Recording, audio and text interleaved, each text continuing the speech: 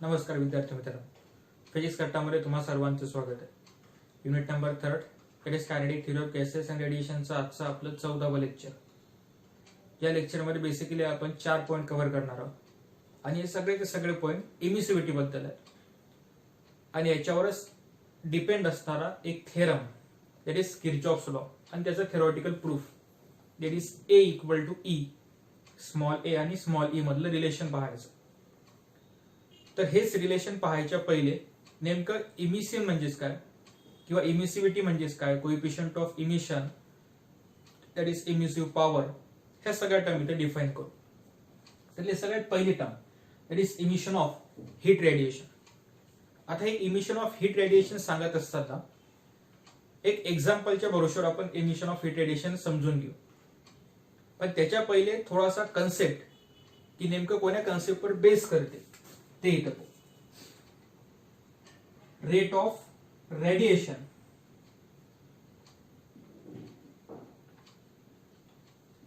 आणि नंतर rate of absorption, ह्या दोन गोष्टी डिपेंड करतात. आता डिपेंड कशा कशावर करतात? सगळ्यात पहिले nature of surface, high depend करते नेचर ऑफ सरफेसवर. आता नेचर ऑफ सरफेस वगैरे काय ते एक्सप्लेन करतो मी. ऍज वेल एज डिपेंड करते इट्स टेम्परेचर. इट्स टेम्परेचर म्हणजे स्वतःचं टेम्परेचर, बॉडीचं टेम्परेचर, आणि depend on temperature of surrounding. आता नेमकं हे काय गोष्ट आहे की एखादी बॉडी जर का एका सरफेस एरिया एका पर्टिक्युलर टेम्परेचर मध्ये ठेवलेला आहे तर त्या केसमध्ये बॉडी इमिट करत आहे म्हणजे रेडिएट करत आहे की ऍब्झॉर्ब करत आहे, हे कशा कशावर डिपेंड करते त्याचे एक्झाम्पल दिलेले आहेत किंवा त्या कंडिशन दिलेले आहेत. ऍक्च्युअली एक्झाम्पल म्हणण्यापेक्षा कंडिशन काय की रेट ऑफ रेडिएशन डिपेंड करते कसा, तर नेचर ऑफ सरफेस. कोणाचा नेचर ऑफ सरफेस? तर त्या बॉडीचा. कन्सिडर करतो की हे बॉडी घेतलेली आहे आणि हे बॉडी एका रूम टेम्परेचरवर मी ठेवलेली आहे. रूम टेम्परेचरचं पहिलेचं टेम्परेचर आणि या बॉडीच्या टेम्परेचर मध्ये काहीतरी फरक आहे. या केसमध्ये या बॉडीचं रेडिएशन हे डिपेंड करते नेचर ऑफ सरफेस, म्हणजे याचा सरफेसचं नेचर कसं आहे त्याच्यावर डिपेंड करतं. As well as its temperature. Its म्हणजे स्वतःचं म्हणजे कोणाचं, तर त्या बॉडीच्या टेम्परेचरवर काय कसं काय ते एक्सप्लेन करतोस तू. आणि खालची condition that is rate of absorption, it is also depend on nature of surface. हे परत बॉडीच्या सरफेसवर म्हणजे बॉडीच्या नेचरवर डिपेंड करतेस, as well as temperature of surrounding. Radiation depend करते स्वतःच्या टेम्परेचरवर आणि ऍब्सॉर्प्शन डिपेंड करते सराउंडिंगच्या टेम्परेचरवर. केस काय ते कन्सिडर करतो की सगळ्यात पहिले ऍट रूम टेम्परेचर, इथं हॉटर टेम्परेचर किंवा हॉट बॉडी, हॉट टेम्परेचर, आणि इकडे कोल्ड टेम्परेचर, अशा 3 कंडिशन कन्सिडर केल्या आहेत. कन्सिडर करतो की 50 डिग्री सेल्सिअस हे हॉट टेम्परेचर आहे, 30 डिग्री सेल्सिअस हे आपलं रूम टेम्परेचर आहे आणि 10 डिग्री सेल्सिअस हे कोल्ड टेम्परेचर. सर्वात पहिल्यांदा बॉडी ए नावाची बॉडी रूम टेम्परेचरवर ठेवलेली आहे. आता ए रूम टेम्परेचर ठेवलेलं आहे म्हणजे बॉडीचं टेम्परेचर किती राहील, तर आन्सर आहे 30 डिग्री सेल्सिअस. का बरं 30? कारण की ज्या सराउंडिंग मध्ये बॉडी ठेवलेली आहे तेव्हाच ते टेम्परेचर होऊन जाईल. पहिल्यांदा जे काही कमी जास्त असेल नंतर थर्मल इक्विलिब्रियम तयार होईल. थर्मल इक्विलिब्रियम म्हणजे सराउंडिंगचं टेम्परेचर आणि सिस्टीमचं टेम्परेचर एकसारखं होऊन जाईल आणि त्यानंतर जे टेम्परेचर सराउंडिंगचं तेच टेम्परेचर बॉडीचं होऊन जाईल. आता जर का बॉडी कोल्ड टेम्परेचर मध्ये नेऊन ठेवलेली म्हणजे असणाऱ्या रूम टेम्परेचर पेक्षा आताचं टेम्परेचर हे कमी आहे, या केसमध्ये बॉडी ऍब्झॉर्ब करते की इमिट करते? आता ऍब्सॉर्प्शन आणि इमिशन डिपेंड कोणावर करते, तर आन्सर आहे टेम्परेचरवर. पहिलेचं टेम्परेचर किती होतं? 30 डिग्री सेल्सिअस. आता कोण्या टेम्परेचर नेऊन ठेवलं तर 10 डिग्री सेल्सिअसवर. म्हणजे कमी टेम्परेचर पासून जास्त टेम्परेचरकडे नेऊन ठेवलं की जास्त पासून कमीच्याकडे नेऊन ठेवलं, तर आन्सर आहे जास्त टेम्परेचर पासून कमी टेम्परेचरकडे नेऊन ठेवलं. जास्त टेम्परेचर पासून कमी टेम्परेचर इकडे नेऊन ठेवलेलं आहे आता बॉडीला टेम्परेचर स्वतःचं किती करायचं आहे, तर जेवढं सराउंडिंगच आहे. तर सराउंडिंग कसं आपलं, तर कोल्ड सराउंडिंग आहे ज्याचं टेम्परेचर किती आहे 10 डिग्री सेल्सिअस आणि बॉडीचं पहिलेचं किती होतं 30 डिग्री सेल्सिअस. म्हणजे बॉडी टेम्परेचर लूज करणं पसंत करेल की गेन करणं पसंत करेल. त्यानुसार बॉडीचं टेम्परेचर लूज करणं पसंत करेल. आणि या केसमध्ये बॉडी हीट रेडिएट करायला सुरुवात करते.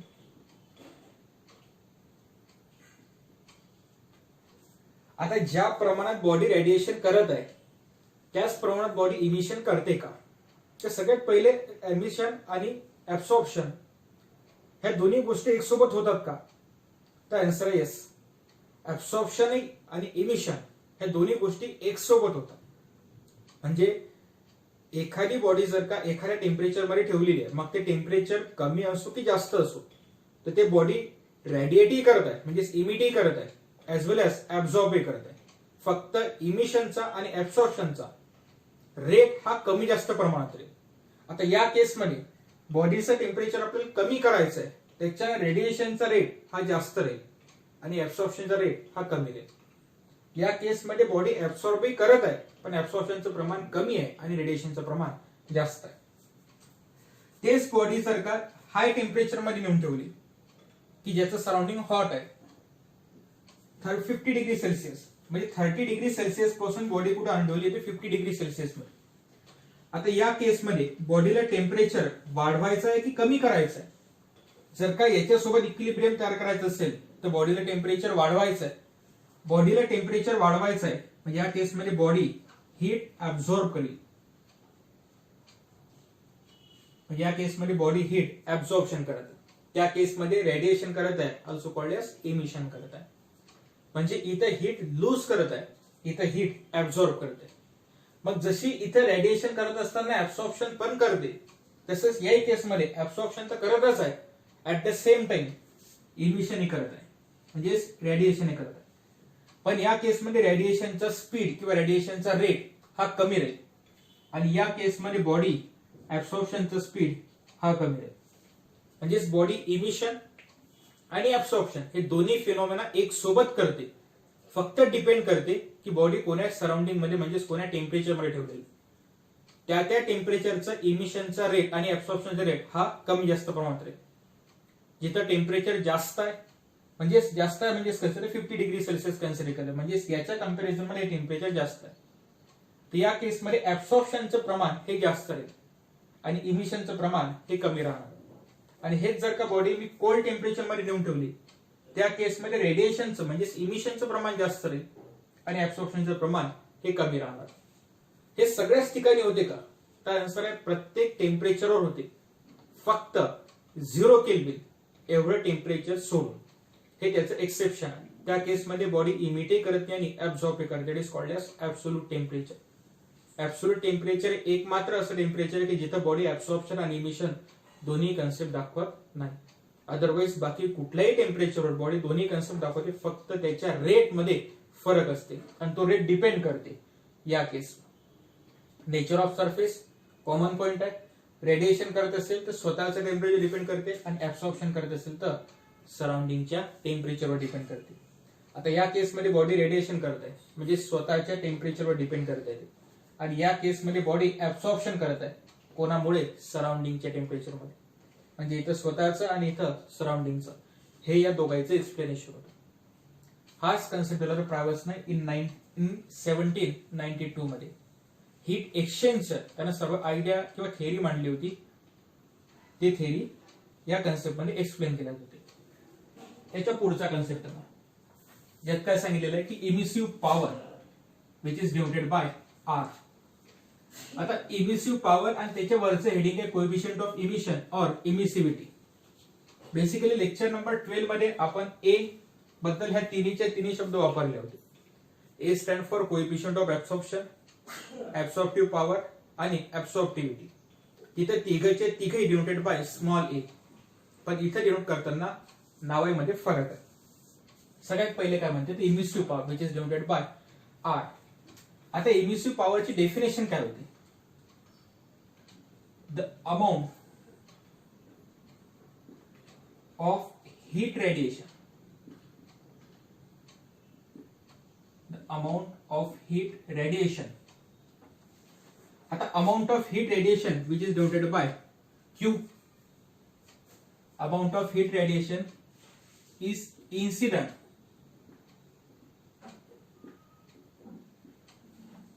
per unit time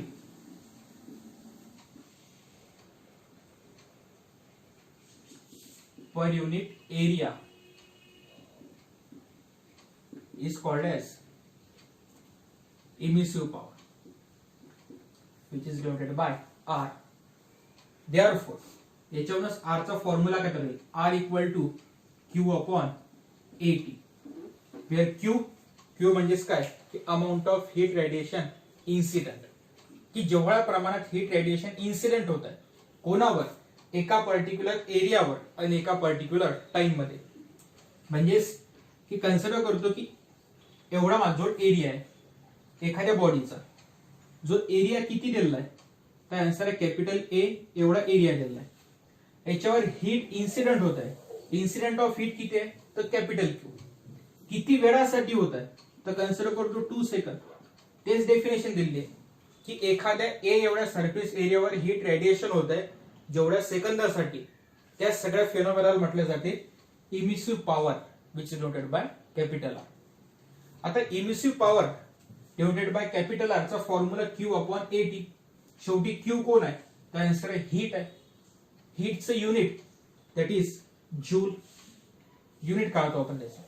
नंतर पुढे एरियाचं unit which is denoted by metre square आणि टाइमचं युनिट म्हणजे सेकंद. परत joule per second which is nothing but watt per metre square. म्हणजे याचे युनिट किती तयार झाले तर दोन कुठले कुठले, joule per metre square into second किंवा दुसरं watt per metre square.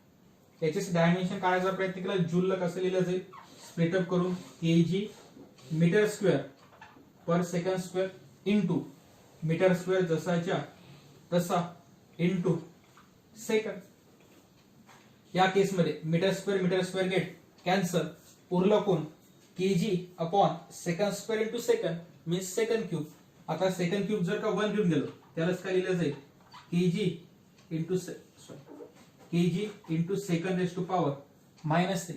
Dimension काय तयार होत आहे m raise to power 1 L 0 T -3. हे डायमेन्शन तयार झाले आहेत इमिसिव्ह पॉवरचे. Emissive power which is denoted bye R, की किती प्रमाणात heat per unit area per unit time मध्ये इन्सिडेंट केले जाते त्यालाच म्हटलं जाते emissive power which is denoted bye R. आता हे जे असणारी इमिसिव्ह पॉवर आहे परफेक्टली ब्लॅक बॉडीसाठी इमिसिव्ह पॉवर हे सगळ्यात जास्त म्हणजे 1 असते. Emissive power for perfectly black body which is denoted bye RB. हे इमिसिव्ह पॉवरच आहे, पण हे इमिसिव्ह पॉवर आहे ऑर्डिनरी बॉडीसाठी. मग बॉडी कुठली असेल, ordinary body denoted by R आणि emissive power of perfectly black body which is denoted bye RB and which is always 1. Emissive power बाकी सगळ्या बॉडीची परफेक्टली ब्लॅक बॉडी पेक्षा कमी असते. म्हणजे याचा अर्थ काय की इमिसिव्ह पॉवर बाकी सगळ्या बॉडीची ही 1 पेक्षा कमी असते. परफेक्टली ब्लॅक बॉडीची इमिसिव्ह पॉवर सगळ्यात जास्त का बरं असते, कारण की परफेक्टली ब्लॅक बॉडीचं ऍब्सॉर्प्शन हे सगळ्यात जास्त आहे. ज्याचं ऍब्सॉर्प्शन सगळ्यात जास्त त्याचं इमिशन हे सगळ्यात जास्त. गिव्ह अँड टेकचं रिलेशन आहे ते. जेवढ्या जास्त प्रमाणात घेतलेलं आहे तेवढ्या जास्त प्रमाणात द्यायचं. म्हणजे जेवढं जास्त ऍब्सॉर्प्शन तेवढं जास्तच इमिशन. हा बेसिकली कन्सेप्ट आहे. That is R equal to Q upon AT. हा फॉर्म्युला आपल्याला उपयोगात पडणार आहे किर्चॉफ्स लॉ मध्ये. Kirchhoff's law of heat radiation and its theoretical proof. एक चांगलं प्रूफ आहे ते, 2-3 मार्काचा क्वेश्चन आहे. हा सगळा कन्सेप्ट आहे इमिसिव्ह पॉवरचा. R equal to Q upon AT. याचे डायमेन्शन पाहिले आहेत m raise to power 1 L 0 T raise to power -3. At the same time, unit joule per meter square into second cube of watt per meter square. पुढे coefficient of emission or emissivity which is denoted by E. आता E चा basically formula हा R अपॉन RB.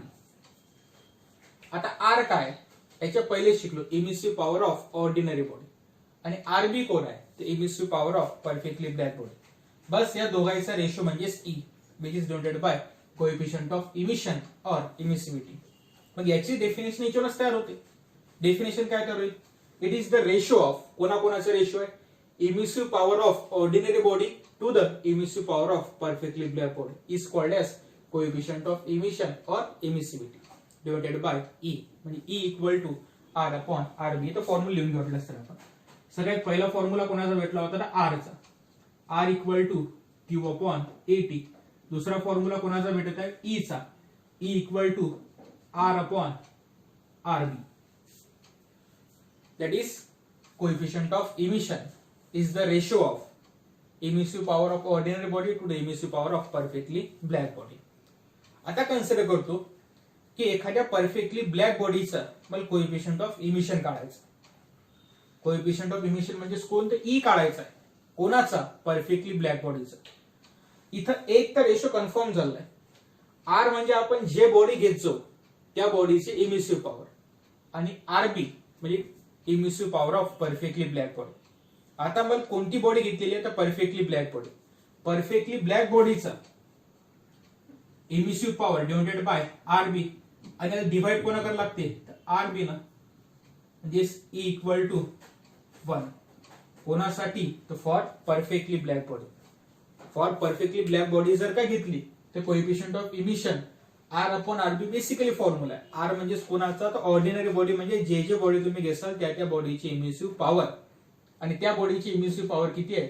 तर RB. कोण्या बॉडीची? Perfectly black बॉडीची. Divide कोणा करायला लागते? तर परफेक्टली ब्लॅक बॉडीची emissive power. RB RB get cancel, therefore E equal to 1.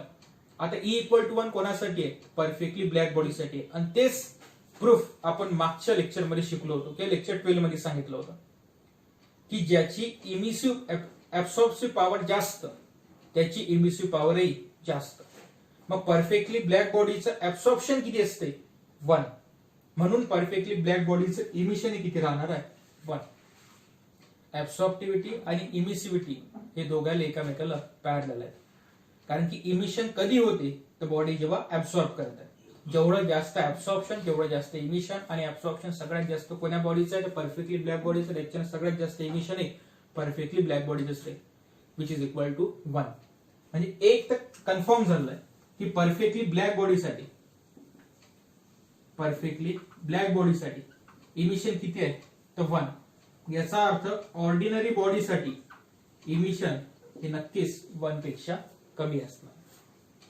एखाद्या दुसऱ्या कुठली बॉडी जर का दिलेली असेल प्रॉब्लेम मध्ये आणि त्याचं इमिसिव्ह पॉवर विचारले असेल तर त्याचा आन्सर नक्कीच 1 पेक्षा जास्त असलं पाहिजे, 1 पेक्षा कमी असलं पाहिजे. किंवा कधी कधी मुद्दामून एमसीक्यू देतात की एखाद्या बॉडी दिलेली असते त्या बॉडीचं इमिसिव्ह पॉवर देतात, 4 ऑप्शन देतात. त्या ऑप्शन मध्ये 1, 1.2, 1.3 आणि 0.8 असे 4 ऑप्शन दिलेले असतात. जर का चूज करायचं झालं तर हा थेरॉटिकल क्वेश्चन आहे. परफेक्टली ब्लॅक बॉडी सोडून बाकी सगळ्या बॉडीची इमिसिव्ह पॉवर 1 पेक्षा कमी असते, म्हणजे आन्सर त्याचा 0.8 लिहिले असेल. इथं कुठलं कॅल्क्युलेशन नाहीये, हा एक फक्त कन्सेप्ट दिलेला आहे.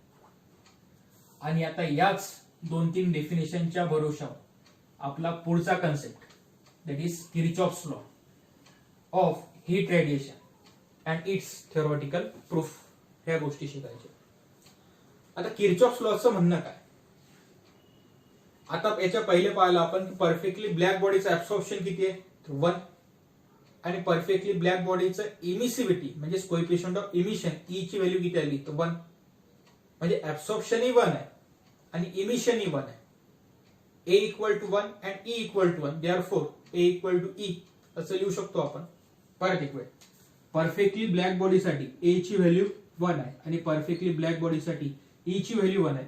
देअरफॉर आपण काय लिहू शकतो की ए इक्वल टू ई. बस हेच किर्चॉफचं म्हणणं आहे की ए इक्वल टू ई. ए कोण आहे? कोएफिशियंट ऑफ ऍब्सॉर्प्शन, आणि ई कोण आहे? Coefficient of emission. मग स्टेटमेंट काय सांगते? ऍट ए गिव्हन टेम्परेचरचा फक्त टी नोट करतो. At a given temperature coefficient of absorption, फक्त नोटेशन लिहितो, पूर्ण लिहित नाही. Coefficient of absorption is equal to coefficient of emission. हे स्टेटमेंट असं नाही लिहायला लागत स्टेट बोर्ड मध्ये. स्टेट बोर्ड मध्ये काय लिहायला लागेल पूर्ण स्टेटमेंटमध्ये ऍट ए गिव्हन टेम्परेचर, पूर्ण स्पेलिंग आहे टी वगैरे काही नाही. At a given temperature coefficient of absorption equal to coefficient of emission, that is A equal to E, आणि हेच आपल्याला शो करायचं. म्हणजे याच्या म्हणण्यानुसार काय लिहिलं जाईल स्टेटमेंट वरून, that is A equal to E, consider करतो इक्वेशन नंबर फर्स्ट. आणि हेच आपल्याला प्रूफ करायचं पुढे चालून. या दोघांची काही सगळ्यात यूज होईल. आता काय म्हणणं आहे त्याचं ऍक्च्युअली की ए इक्वल टू ई हे जे शो करायचं आहे त्याचं थेरॉटिकल प्रूफ काय. थेरॉटिकल प्रूफ साठी एक एन्क्लोजर कन्सिडर केलेलं आहे. त्या एन्क्लोजरचं स्वतःचं काहीतरी टेम्परेचर असणार आहे. त्याच्या आतमध्ये दोन बॉडी ठेवलेले आहेत. एक आहे totally perfectly black body which is denoted by b, आणि एक आहे ordinary body which is denoted by a.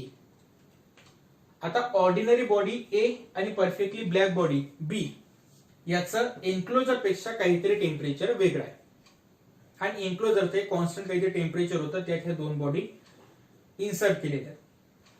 आता याच्या पहिल्याचा कन्सेप्ट काय शिकलो आपण की जर का टेम्परेचर बदललं सिस्टीमचं तर ते ऍब्झॉर्बही करते ऍज वेल एज इमिटही करते. म्हणजे ए नंबरची बॉडी काहीतरी प्रमाणात हीट एनर्जी ऍब्झॉर्बही करेल आणि काहीतरी प्रमाणात हीट एनर्जी हे इमिटही करेल.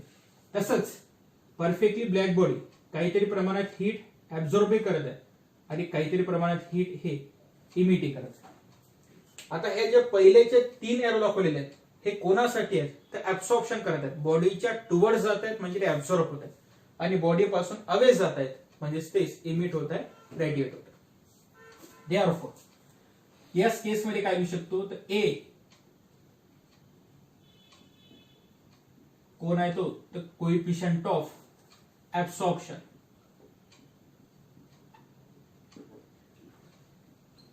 For body A. Small a is the coefficient of absorption for body A, and small e is the coefficient of emission for body A. Small a coefficient of absorption, small e coefficient of emission. पण दोन्ही कोणासाठी आहे तर body A बद्दल सुरू आहे. Let capital R. आता capital R काय ते इमिसिव्ह पॉवर कोणाची emissive power of body A आणि RB which is emissive power of body B. Perfectly black बॉडीची emissive power denoted by RB आणि ऑर्डिनरी बॉडी ए ची emissive power denoted by R. याच्या पहिल्याचे concept शिकलो त्याच्यावर base करते हा, ते फक्त नोटेशन दिली. आणि Q amount of energy incident per unit time per unit area, की एवढी एनर्जी इन्सिडेंट होणार आहे दोन्ही बॉडीवर, ए बॉडी आणि बी बॉडीवर, एका पर्टिक्युलर टाइम मध्ये एका पर्टिक्युलर एरियावर. आणि या दोघांचे एरिया आपण एकसारखे कन्सिडर केलेले. एक ऑर्डिनरी बॉडी घेतलेली आहे ए नावाची आणि दुसरी black body perfectly black body घेतलेली आहे बी नावाची. त्याच्यात दोन केस लिहि तुम्ही पहिल्यांदा. पहिली फॉर ऑर्डिनरी बॉडी. आता या ऑर्डिनरी बॉडीसाठी काय कन्सिडरेशन करतो. ऑर्डिनरी बॉडीचं नाव काय कन्सिडर केलेलं आहे आपण तर ए. तीन काही केस आहेत, जशा तीन केस यामध्ये येतील तशाच तीन केस बी साठी येतील. बस त्या दोघांचं फक्त कंपॅरिझन करायचं. कंपॅरिझन झालं की आपला आन्सर येऊन जाईल. त्यातली केस ए हे पहिल्यांदा कन्सिडर करतो. आता पहिल्या केसमध्ये काय म्हणतात की बॉडी ए हे किती प्रमाणात हीट ऍब्झॉर्ब करत आहे, म्हणजे हीट ऍब्झॉर्ब किंवा इन्सिडेंट रेडिएशन असे म्हणू शकता. Heat absorb by body A equal to किती प्रमाणात ऍब्झॉर्ब करताय ते heat emitted by body A. पुस्तकात आणि नोट्समध्ये थोडेसे वाक्य वेगळे असतील. आपण जागेवर शेवटी अर्थ एकच आहे की किती प्रमाणात हीट जे इन्सिडेंट केलेली आहे त्याच्यापैकी किती प्रमाणात हीट ऍब्झॉर्ब करत आहे आणि जे इन्सिडेंट हीट आहे त्याच्या प्रमाणात किती प्रमाणात हीट इमिट करत आहे असा दोघांचा अर्थ होता. आता टोटल याच्या आतमध्ये किती प्रमाणात हीट आपण दिलेली आहे तर क्यू एवढी हीट इन्सिडेंट केलेली आहे जे नोटेशन मध्ये सांगितलं. म्हणजे किती प्रमाणात हीट इन्सिडेंट करतो आपण त्याच्यावर तर क्यू. आता क्यू पैकी ए नंबरच्या बॉडीनं किती प्रमाणात हीट ऍब्झॉर्ब केली त्या आन्सर आहे जेवढी हीट तुम्ही देता तेवढी हीट आणि जेवढे त्याचं कोएफिशियंट ऑफ ऍब्सॉर्प्शन असेल तेवढं. म्हणजे किती प्रमाणात हीट ऍब्झॉर्ब केली ए मल्टिप्लाइड बाय क्यू. आता सर इथं ए मल्टिप्लाइड बाय क्यू आला कुठून? ए कोण दाखवत आहे त्या आन्सर आहे coefficient of absorption. Coefficient of absorption म्हणजे किती प्रमाणात हीट ऍब्झॉर्ब करत आहे. किती प्रमाणात म्हणजे 1 times 2 times half times 1/4 times 1/3 times दिलेल्या हीटच्या अर्धीच हीट ऍब्झॉर्ब केली तर इथे एची व्हॅल्यू हाफ येऊन जाईल. दिलेल्या हीटच्या दुप्पटनं हीट ऍब्झॉर्ब केली तर इथे 2 येऊन जाईल. दिलेल्या हीटच्या 1/4 हीट जर का फक्त ऍब्झॉर्ब केली तर इथे 1/4 येईल. म्हणजे ए कोणाचं काम करत आहे किती पट हीट ऍब्झॉर्ब होते आणि दिलेले किती आहे तुम्ही इथे क्यू. मग किती दिली किंवा किती ऍब्झॉर्ब केली ए मल्टिप्लाइड बाय क्यू. ए पटीत क्यू एवढी हीट ऍब्झॉर्ब केली असं त्याचा अर्थ. नंतर heat emitted by body A. किती प्रमाणात हीट इमिट करत आहे ते emissive power of body A which is denoted by R. किती प्रमाणात हीट इमिट करणार आहे तो त्या आन्सर आर एवढ्या प्रमाणात हीट इमिट करणार. घेतली किती प्रमाणात ए मल्टिप्लाइड बाय क्यू आणि इमिट किती करत आहे आर एवढा. Therefore as the temperature of body A is constant त्या केसमध्ये R equal to A Q. याच्यावर स्टेटमेंट काय लागेल as the temperature of body A is constant. ज्या केसमध्ये टेम्परेचर कॉन्स्टंट ठेवलेलं आहे त्या केसमध्ये आपण हे दोघं जण इक्वेट करू शकतो. दोघं जण इक्वेट का बरं करू शकतो कारण वरच काय सांगितलं किर्चॉफ्स लॉ मध्ये ए इक्वल टू ई. जेवढ्या प्रमाणात ऍब्सॉर्प्शन आहे तेवढ्याच प्रमाणात इमिशन आहे. ऍब्सॉर्प्शन किती प्रमाणात आहे ए इंटू क्यू आणि इमिशन किती प्रमाणात आहे तर आर. त्याच्याने लिहू शकतो R equal to A Q. त्याला कन्सिडर करतो इक्वेशन नंबर फर्स्ट. पुढचा पॉईंट इथं सी नंबरचं नोटेशन असतं आणि तिथं आपण लिहिलं असतं की as the temperature of body is constant त्या केसमध्ये. पुढे आता हे सगळ्या केस कोणासाठी झाले आहेत ऑर्डिनरी बॉडीसाठी. आता for perfectly black body. Perfectly black बॉडीसाठी परत ए नंबरची केस कन्सिडर करतो. हीट ऍब्झॉर्ब कोण हीट ऍब्झॉर्ब करत आहे बाय बॉडी बी. आता जे दिलेली बी बॉडी आहे हे ऑर्डिनरी बॉडी आहे की परफेक्टली ब्लॅक बॉडी आहे तर आन्सर आहे परफेक्टली ब्लॅक बॉडी आहे. परफेक्टली ब्लॅक बॉडी आहे तर किती प्रमाणात हीट ऍब्झॉर्ब करेल तर दिलेले हीट मल्टिप्लाइड बाय जेवढे ऍब्झॉर्ब करायचे तेवढे ऍब्झॉर्ब करेल म्हणजे ए क्यू. पण बॉडी कोणती आहे तर perfectly black body. Perfectly black बॉडीसाठी ए ची व्हॅल्यू किती असते 1. दिलेली सगळीचे सगळी हीट परफेक्टली ब्लॅक बॉडी फक्त काय करते ऍब्झॉर्ब. म्हणजे या केसमध्ये स्मॉल ए ची व्हॅल्यू किती झाली आहे तर 1. म्हणजे किती प्रमाणात ऍब्झॉर्ब केली ते दिलेली सगळीची सगळी हीट त्यानं ऍब्झॉर्ब केली आहे which is denoted bye Q. B heat radiate किंवा इमिटेड कोण तर बाय बॉडी बी. किती प्रमाणात इमिट करत आहे जे नोटेशन दिलेलं आहे ते किती प्रमाणात इमिट करत आहे तर आर ऑफ बी. आता या सगळ्या केसमध्ये डिवाइड करायचं आहे आपल्याला. कोण कोण डिवाइड करायचं आहे किंवा याच्यावर एक इक्वेशन भेटते आपल्याला परत. जसं हे इक्वेशन भेटलं R equal to A Q तसं इथं काय जाईल फक्त R B equal to Q. Consider करतो त्याला इक्वेशन फर्स्ट त्याला इक्वेशन किती दिलेलं आहे second. Divide equation 1 by 2. Equation 1 ला इक्वेशन 2 ने डिवाइड केलं. R divided by R B equal to A Q divided by Q. Q Q get cancel. therefore R upon R B equal to A. But काय लिहिलं आपण R upon R B equal to A. But R upon R B याच lecture मध्ये definition शिकलो आपण. R upon R B are called as emissive power of ordinary body to the emissive power of perfectly black body is called as coefficient of emission or emissivity which is denoted by E. त्याच्यानं R upon RB च्या ऐवजी आपण इथं E put करू शकतो. Therefore E equal to A, that is E equal to E, म्हणजेच coefficient of absorption equal to coefficient of emission. हे झालंय theoretical proof किर्चॉफ्स लॉचं. आणि किर्चॉफ्स लॉचं तेच म्हणणं होतं की ज्या प्रमाणात ऍब्सॉर्प्शन राहतं तेवढ्याच प्रमाणात बॉडीचं इमिशन राहतं. मागच्या 2 लेक्चर पासून आपण हे सांगायचा प्रयत्न करतो की बॉडी जेवढं जास्त ऍब्सॉर्ब करेल तेवढं जास्त इमिट करणार आहे, आणि हे त्याचं आता भेटलेलं प्रूफ आहे. यापुढे पण ते कन्सेप्ट सगळा क्लिअर झाला. एक सोपा कन्सेप्ट होता आणि किर्चॉफ्स लॉ थेरॉटिकल एक्झामच्या दृष्टीने महत्वाचा आहे. यात काही लॉ दिलेले आहेत. आता एक न्यूटन स्कोलिंग लॉ वगैरे. आता फक्त शेवटच्या एका लेक्चरमध्ये 1 किंवा 2 लेक्चरमध्ये आपलं पूर्ण थेरॉटिकल पोर्शन याचा कम्प्लीट होतं. आय होप समजलं असेल. स्टेट बोर्डच्या बुक मधून नोट्स मधून एक वेळ व्यवस्थित वाचून घ्यायचा. हा इक्वेशन ऍक्च्युली सॉल्व्ह करून पाहावं लागतं. इथं जे काही नेमिंग केलेली आहे ते नेमिंग लिहिता आली पाहिजे व्यवस्थित की कोणाकोणासाठी काय काय दिलेलं आहे. इथं घेताना ते समजलं पाहिजे की इथं घेताना AQ घेतलेलं आहे, इथं फक्त क्यूज का बरं घेतलं. हा क्यूचा कन्सेप्ट कोणासाठी आहे, परफेक्टली ब्लॅक बॉडीसाठी, हा ऑर्डिनरी बॉडीसाठी आहे. छोट्या छोट्या गोष्टी आहेत. तेवढं फक्त नोटेशन जर का क्लिअर करता आलं तर इक्वेशन 1 डिवाइड बाय इक्वेशन 2 आणि आलेला आन्सर. हे डेफिनेशन आपण मागे शिकलेलो आहोत. मागे म्हणजे याच लेक्चरमध्ये शिकलो. आय होप समजलं असेल. स्टेट बोर्डच्या पुस्तकातून एक वेळ वाचून घ्या. थँक्यू.